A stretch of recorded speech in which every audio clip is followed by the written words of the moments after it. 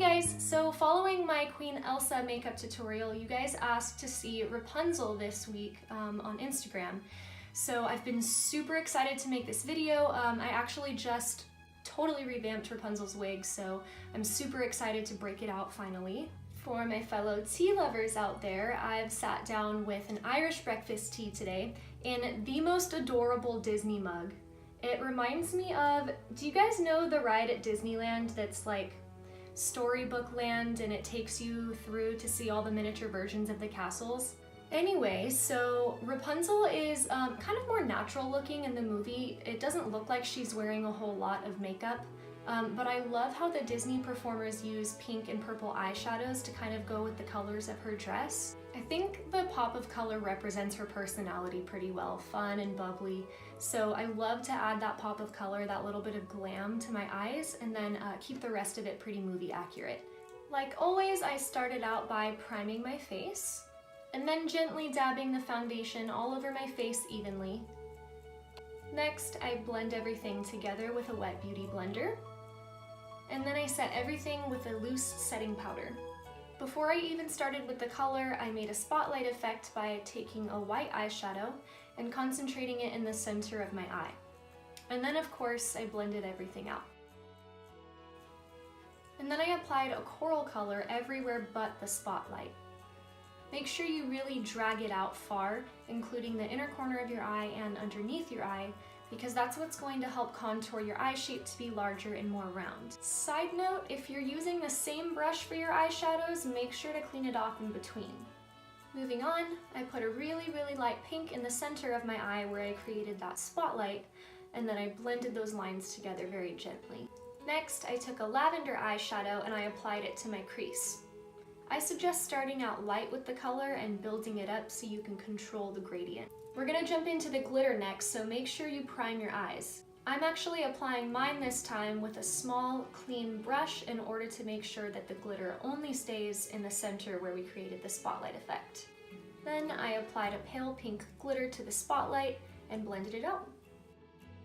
Now that the eyeshadow's done, we can continue by curling our lashes, applying a black eyeliner to our top waterline to make our lashes look nice and full like Rapunzel's. And then for the bottom waterline, I actually applied a pearlescent white eyeliner because it's a little bit less harsh than the regular one that I use, but it still gives off a really nice reflective shimmer. And then of course, apply mascara to your top and bottom lashes. Wait for your eyelash glue to get a little bit tacky, and then go ahead and apply those false lashes. Rapunzel's eyebrows are actually pretty dark, so I used a dark brown eyeshadow and I started by shaping my eyebrows to be long and thin. I stopped before I got to the beginning of my brows because Rapunzel's eyebrows start to get a little sparse there. I used blush as an opportunity to make my cheeks look a little bit higher and kind of closer together than they naturally are, which more fits Rapunzel's face shape. The way I achieved that was by placing the blush high up on my cheeks and then dragging it out to kind of widen that space. I also applied blush to the bridge of my nose to make it look a little bit more scooped like Rapunzel's, and then also to the center of my forehead.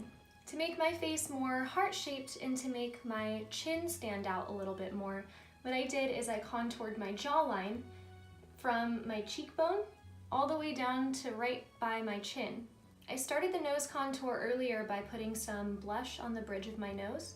And now I'm just going to define it a little bit more by creating a line where I want the tip of my nose to appear like it starts. Then I finish that off by just applying some skin-toned powder where her nose kind of turns upright.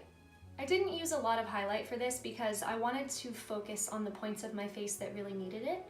So I used it pretty sparingly on the tip of my nose, high up on my cheekbones, right underneath my brows, and right in the center of my chin to make it much more prominent. So the freckles really aren't that complicated, you just kind of have to be patient. I find it easiest to use a brown eyebrow pencil and just kind of dot and dab until you're happy with the results. Don't worry about getting them perfect because the beauty of freckles is that they're not perfect. When you're finished, go ahead and set them with a tiny bit of powder. I don't know about you guys, but I always wished I had freckles as a kid. I always thought they were so cool and so unique. I was so jealous of all of my friends that had them. I do have a serious question. Why does Rapunzel have freckles if she's never been outside her tower? Alright, to finish off this look, I applied a light pink lipstick without defining my Cupid's bow, and then I set everything with setting spray. And just like that, you are all done. If you like this video, make sure you give it a thumbs up, and if you want to see more of my character tutorials, make sure you subscribe. If you want to be notified when more of my videos come out, all you have to do is press that little bell right down there. I hope I pointed in the right spot. Thank you guys so much for watching. I hope you have the best day ever.